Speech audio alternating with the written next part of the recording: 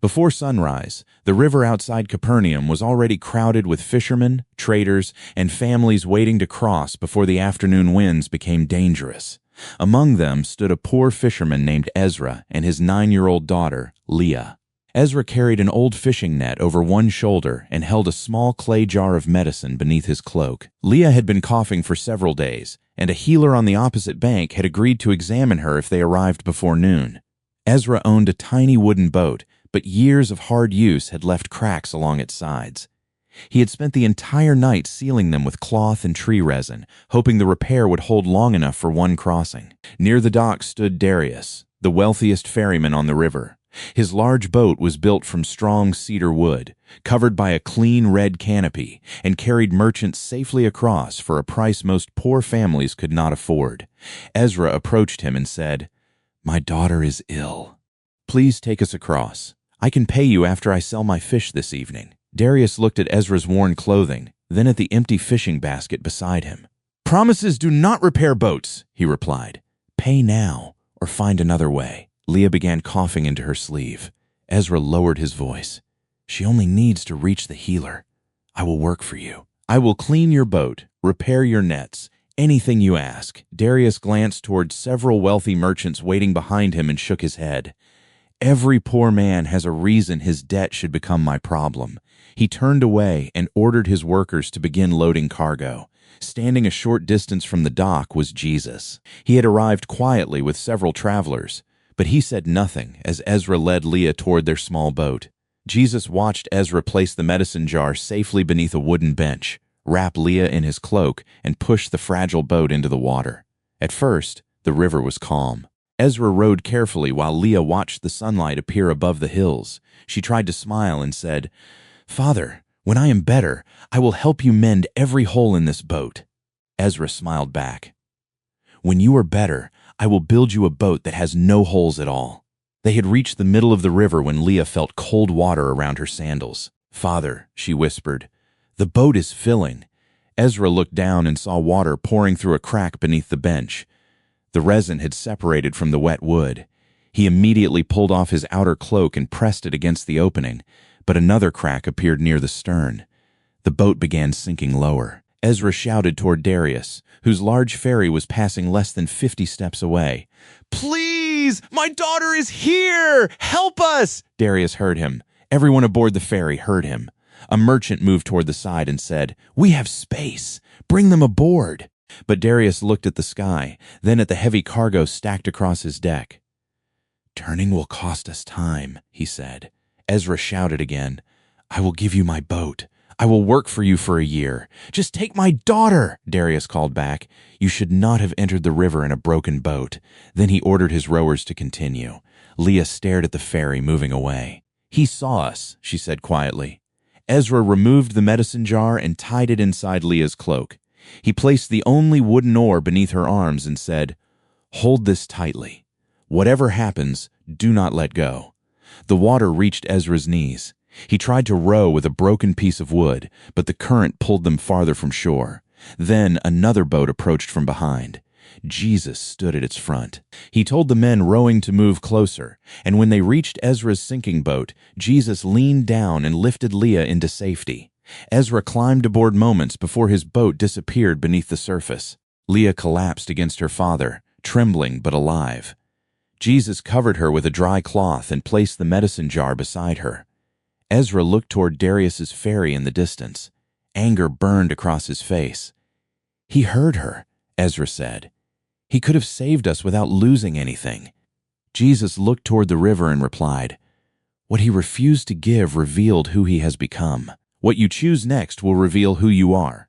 Ezra did not understand, but before he could answer, shouting came from farther downstream. The afternoon wind had arrived earlier than expected. A powerful gust caught the red canopy on Darius's ferry and tore one side loose. The heavy fabric wrapped around the steering pole, turning the ferry sideways against the current. Cargo shifted across the deck. One wooden crate crashed through the railing, and water began pouring over the lower side. The merchants panicked and rushed toward the opposite edge, causing the ferry to tilt even farther. Darius cut the canopy free, but the steering rope snapped in his hands. The ferry was now being pulled toward a narrow channel filled with sharp rocks. Darius shouted to the nearby boats, but most had already returned to shore because of the wind. Jesus' boat was the closest. Ezra looked at the struggling ferry, then at Leah. "He left us to drown," he said. "Now he knows what that feels like." Jesus did not command him. He only asked, "Will his worst decision be allowed to make your next one?" Ezra looked at his daughter. Leah was still shaking, but she reached for his hand. "Father," she said, "when our boat was sinking, I prayed someone would come back for us." Ezra closed his eyes. For several seconds, the only sounds were the wind and Darius calling for help. Then Ezra stood. "Turn the boat," he told the rowers. They fought against the current until they reached the ferry. Ezra knew the river better than anyone aboard. He saw that the ferry would strike the rocks if the weight remained uneven. He shouted, "Move the cargo to the center! Everyone stay low!" The frightened merchants obeyed. Ezra tied a rope around his waist and jumped onto the ferry. A wave struck the side, nearly sweeping him away, but he caught the broken railing and pulled himself aboard. Darius was trapped beneath the fallen steering pole, one leg pinned against the deck. When he saw Ezra approaching, shame replaced the fear in his eyes. "Why did you come back?" he asked. Ezra strained to lift the pole, but it was too heavy. "Save your questions," he replied. "Use your hands." Together they pushed until Darius pulled his leg free. Ezra then cut the tangled canopy from the steering mechanism and tied a new rope through the broken wooden ring. He ordered Darius to hold the rudder while the men on Jesus' boat pulled from the side. The ferry turned only moments before reaching the rocks.